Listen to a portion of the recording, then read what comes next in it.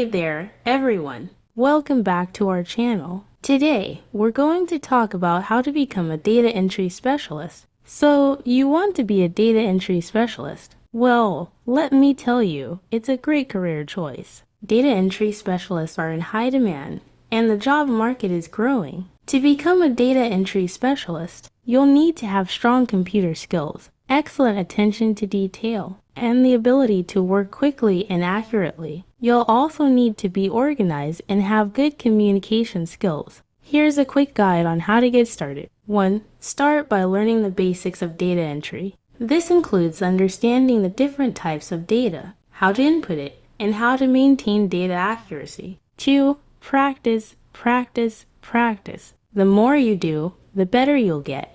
3. Stay up to date with the latest data entry software and techniques. 4. Consider getting certified in data entry. This can help you stand out from the crowd and demonstrate your skills to potential employers.